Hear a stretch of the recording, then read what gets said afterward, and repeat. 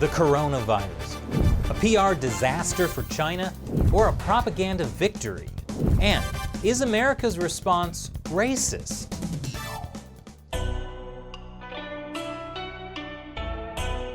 Welcome back to China Uncensored. I'm Chris Chappell. You know, I criticize the Chinese Communist Party a lot. But as many commenters have pointed out to me, it's also important for me to praise the party when they do things well. So I will. The Chinese Communist Party is really, really good at turning their terrible mistakes into propaganda wins and convincing the rest of the world to agree. They're doing it right now with the coronavirus, and they've done it before too. For example, after Mao Zedong took over in 1949 and enforced collective farming, the Chinese Communist Party plunged the nation into poverty and starvation. Then, Deng Xiaoping made free market reforms, and Chinese people were able to make a living again. But the Chinese Communist Party spun it as if they lifted people out of poverty, even though it was actually Chinese people themselves who worked their way out of poverty once the party backed off a bit with those communist economic policies. Here's how Chinese state-run media covers it. China lifted millions of people out of poverty. The Communist Party has gotten respected global institutions like the World Bank to carry that same line. Then, Chinese state-run media repeat their propaganda, this time citing the World Bank to make it sound legit. Then Western media pick up the story too, because the World Bank said it. So all the credit for lifting people out of poverty goes to China, i.e. the Chinese Communist Party. And nowhere does that article mention how the Chinese Communist Party put all those people in poverty in the first place. It's like you throw someone overboard, watch them struggle to swim, and then eventually you throw them a rope and watch them claw their way back to the boat. And now you're the hero for saving them. The Chinese Communist Party has repeated the same playbook over and over, like with faking GDP growth and covering up their shady organ transplant business, or how they're putting Uyghurs in concentration camps. And now we're seeing that same propaganda machine at work with the deadly coronavirus disease. It's only been a few months, and the virus is spreading globally. And we're seeing headlines like this in Western media. The first signs are emerging that China's coronavirus containment could be working. And can China's COVID-19 strategy work elsewhere? Yes, says the Wall Street Journal. Drastic measures similar to those deployed by China and imposed in parts of Italy to contain the epidemic are now overdue elsewhere. So let's back up and look at how the Communist Party went from massively screwing up the initial response to the outbreak to convincing the world that they did everything right all along. Starting with Step 1, a massive cover-up. As of now, the first case of the coronavirus disease, COVID-19, can be traced back to November 17, 2019. By the final day of 2019, the number of confirmed cases had risen to 266. But the Chinese Communist Party responded not by implementing health measures, but by covering up what was happening. They detained people who talked about it online. They arrested the first doctors who reported on it.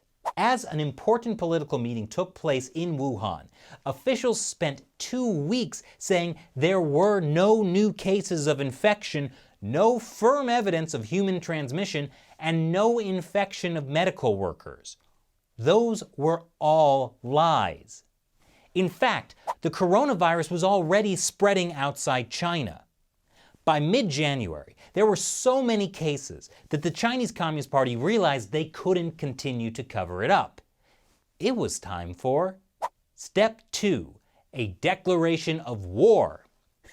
What cover-up? We're fighting a war against the coronavirus.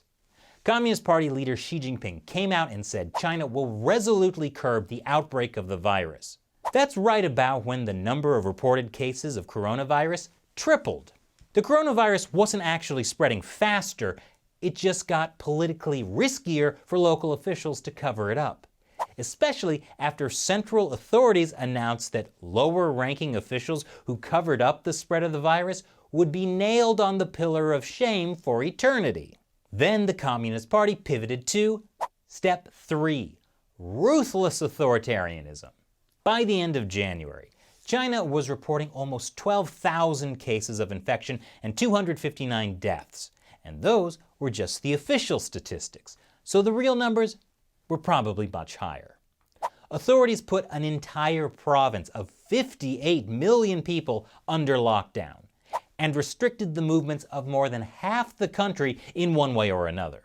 On the ground, local authorities rounded up infected people and put them into mass quarantine centers, even though the conditions were not the most sanitary.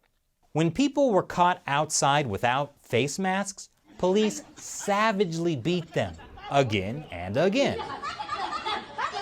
Or in some cases, authorities even welded sick people into their apartments. And they made sure to censor negative news about the coronavirus outbreak, including disappearing citizen journalists into indefinite quarantines. Did it work? Well, I'll tell you what didn't work. The people of China. They were told not to go back to work, and China's manufacturing hit a record low. But soon, the Chinese Communist Party saw this as a huge problem because their political legitimacy is based on delivering continuous economic growth. Clearly, it was time for Step 4, announcing they've won. The Communist Party has no choice politically but to get people to go back to work and revive the economy. So that's what they've told people to do now. First, state-run media started pushing the narrative that the number of coronavirus infections was on the decline. They started doing this back in mid-February, even though at the time they were A, talking only about areas outside the main epicenter of Hubei province, and B, being misleading. The total number of infections was not actually declining. There were still new infections every day, but the number of new infections per day was declining. They're saying it had gone from this to this, so it's still going up. But forget about that. The Chinese Communist Party leaders wanted you to believe the coronavirus was on the decline in China, and that they controlled it in only 3 weeks. But here's the rub. Communist Party leaders didn't actually believe it themselves. If they did, they wouldn't have canceled their own hugely important political meeting in March. So yes, Chinese leaders were putting a good face on things. And that's why, while they were implementing ruthless authoritarianism and announcing they'd won, they were also, Step 5, co-opting respected global institutions. Institutions like the World Health Organization, or WHO. This report on the coronavirus comes from a joint mission between the WHO and the Chinese government. It says China has rolled out perhaps the most ambitious, agile, and aggressive disease containment effort in history. In fact, the leader of the joint mission said hundreds of thousands of people in China did not get COVID-19 because of this aggressive response. Don't worry, he's basing that on data given to the WHO by Chinese scientists. And here's what the head of the World Health Organization had to say. Almost all member states were praising China for what it did. China took action massively at the epicenter, at the source of the outbreak. Here's another WHO official. If I had COVID-19, I want to be treated in China.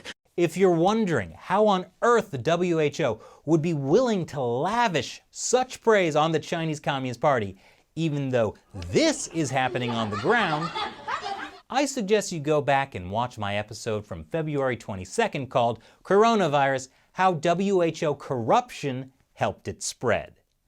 Suffice it to say, when respected global institutions take Chinese money, sometimes it colors their vision and impairs their hearing. And after co-opting the WHO, the Chinese Communist Party has been Step 6, repeating the praise in state-run media. Oh look, the WHO head praises China's efforts to curb the coronavirus. Even the head of the United Nations has praised China's efforts. Here's a video released by state-run CGTN showing how the Communist Party has done such a good job fighting the coronavirus that now they're sending a team of Chinese experts to help in Italy. China has sent a special medical team to Italy to assist with control efforts there. It comes after China's foreign minister told his Italian counterpart that Beijing stood ready to help. And after pushing that message through English-language state-run media, the stage is set for Step 7, getting Western media to praise China. Now that the Chinese Communist Party has claimed it's won against the coronavirus and co-opted global institutions to agree and pushed that message aggressively in its own state-run media, it seems Western media are willing to pick up the narrative. Here's a video from South China Morning Post. A 7-member team was sent to Italy, the worst hit country after China. That footage looks familiar. Here's an article from the Associated Press. WHO chief praises China's virus fight, urges more from world. That article does not mention the Chinese Communist Party's cover-up or its ruthless authoritarianism. And here's a reporter from the New York Times interviewed on MSNBC. China has had enormous success in beating down its epidemic. He goes on for a full 5 minutes about how great China's approach is. He makes the Chinese medical system look really competent, when that's just not the reality most people on the ground have been facing. Although in a way, he's right. China has had enormous success in beating down its epidemic. Clearly, a lot of Western media organizations are not as skeptical as they should be when it comes to the Chinese government's propaganda. Which means now we're going to see Step 8. China saves us all. The natural extension of this is that since the Chinese Communist Party has done such a great job beating the coronavirus, oh, sorry, wrong clip. If I had COVID-19, I want to be treated in China. Thank you. Now it's time to learn from China. If only we could implement the same great system here in the West. Western media, take it away. Can China's COVID-19 strategy work elsewhere? Drastic measures similar to those deployed by China to contain the epidemic are now overdue elsewhere. Yes, but could you put it even more clearly? China saves its people as democracies slaughter theirs. And it's not just the idea that China's repressive, authoritarian, communist system has done a great job at containing the coronavirus inside China. It's also the idea that China's repressive, authoritarian, communist system has saved the rest of the world. Back in February, Chinese state-run media started rolling out the idea that China was buying the world time by controlling the epidemic. In fact, they made claims about how the fact that China had 99% of the world's coronavirus cases proved that they were helping the world. You have the most coronavirus, which means you're the best. Got it. Of course, as the coronavirus continued to spread around the world, the Communist Party couldn't claim that they had successfully contained it in China anymore. But the idea that their massive lockdown bought the rest of the world time, well, that took hold, like in this New York Times headline. And that's how the Communist Party has taken what should have been a devastating PR disaster and turned it into a propaganda win. I really got to tip my hat to them. They're truly the best. And now that we're busy trying to drag ourselves out of the water, we've totally forgotten who threw us overboard in the first place. But there are still some pesky Western media that haven't forgotten. And they're blaming China. Which is why the Communist Party's propaganda machine has created a new spin by tapping into a hot-button issue Western media organizations love to report on: racism. So stay tuned after the break for how they've used that to turn us against each other.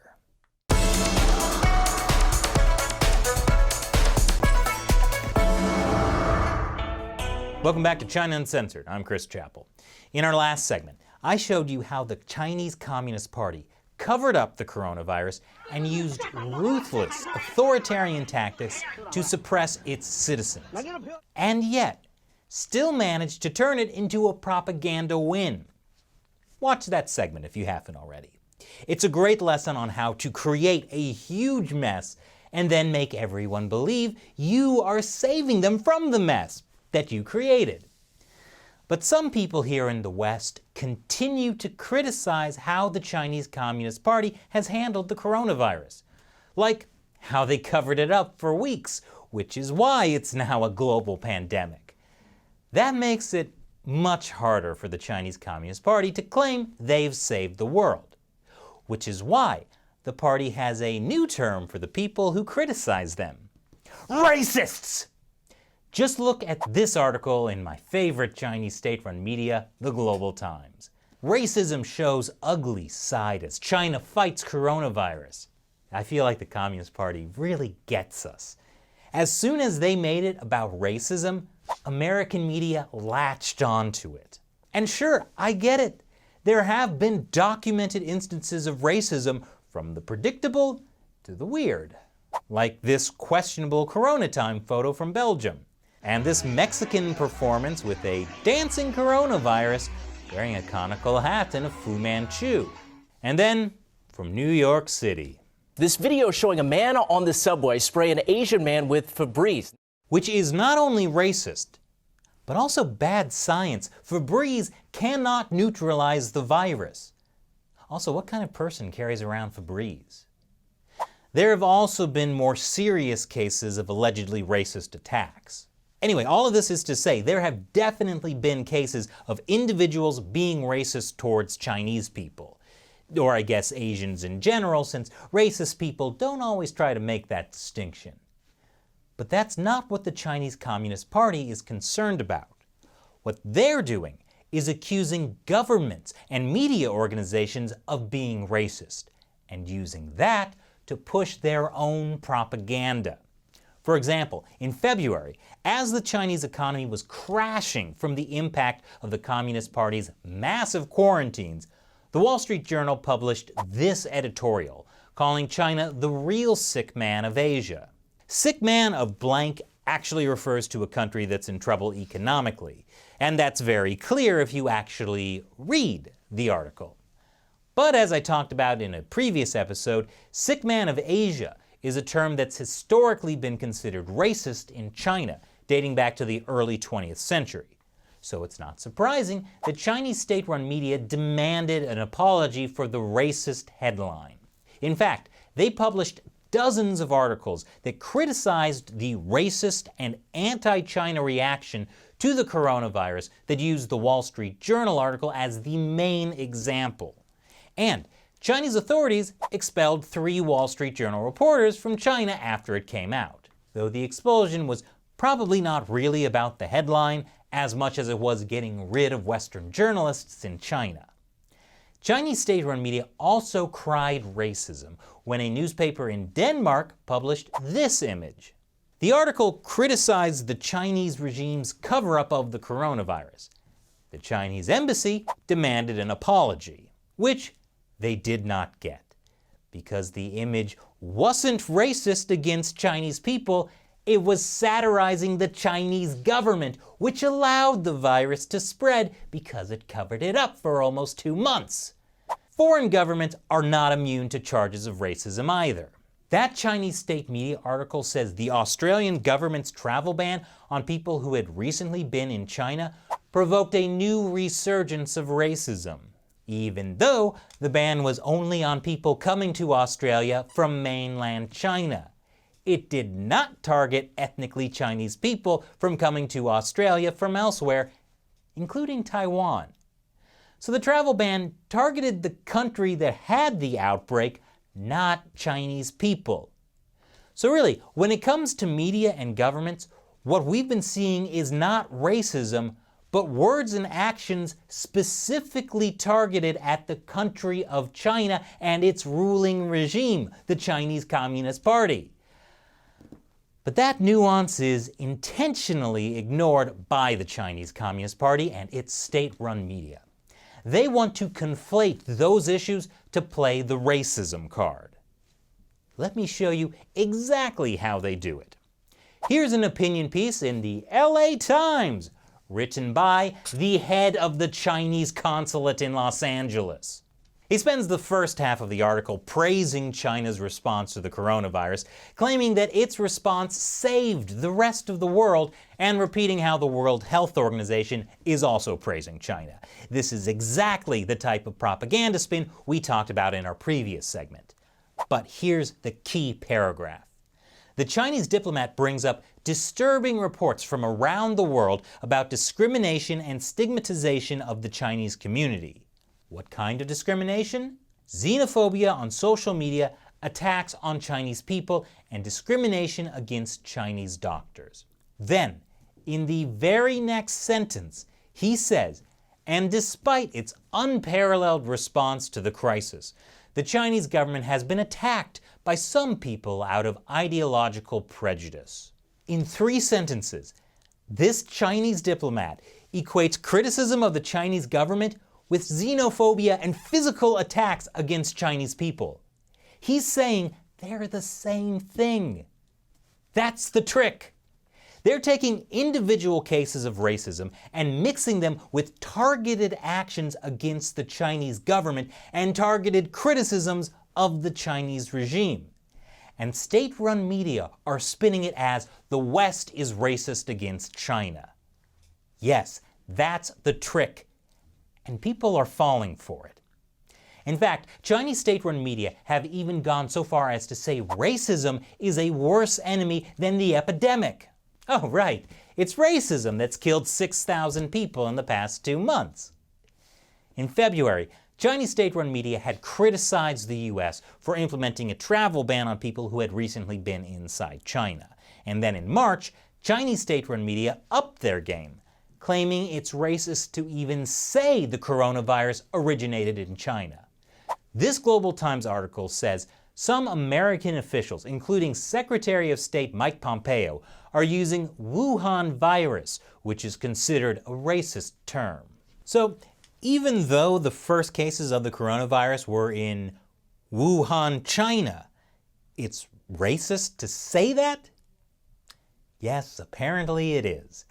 Because starting in late February, Chinese state media began spinning a new narrative. The idea that the coronavirus may not originate in China.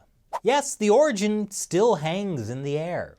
And soon, Chinese social media sites began pushing the idea that the virus really originated in the United States. And then, the Chinese Foreign Ministry spokesperson tweeted that it might be the U.S. Army who brought the epidemic to Wuhan. Now, at first glance, this seems crazy. But the more they push that idea, the more people will actually start to question whether it really did start in China, especially when you can't say it did without being called racist. The good news is the U.S. government is not letting them get away with it. Last week, the State Department summoned the Chinese ambassador over the Foreign Ministry spokesperson's tweets. And Secretary of State Mike Pompeo condemned China's efforts to shift the coronavirus blame on the U.S. in a phone call with a Communist Party official. But that hasn't stopped the Chinese government from pushing the idea that no one really knows where the coronavirus came from. And now, when someone suggests the coronavirus originated in China, they cry racism. What's incredible is how quickly the narrative shifted, because just 8 weeks ago, Chinese state media had specifically referred to the coronavirus as the Wuhan virus. But what's even more incredible is how some Western media companies have completely bought into the Chinese Communist Party's narratives about racism. For example, after a U.S. congressman referred to the Wuhan virus in a tweet, the media jumped on it, saying the remark stirred a racism debate.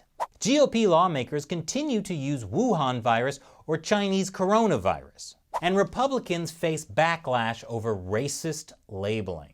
Nicely done, Chinese Communist Party. You know us so well. It's only been a few months since the outbreak, and instead of the West criticizing you for your massive cover-up that turned it into a global pandemic that's killed thousands of people, you've got us fighting ourselves over racism. So, dear viewers, I have a suggestion. Let's not call it the Wuhan coronavirus or the Chinese coronavirus. It was the Chinese Communist Party that turned a small number of infections into a global pandemic by covering it up. And that's exactly what they're trying to distract us from. So, let's call it what it really is. The CCP coronavirus. It's hard to argue that's racist. Thanks for watching this episode of China Uncensored. I'm Chris Chappell. Stay safe out there.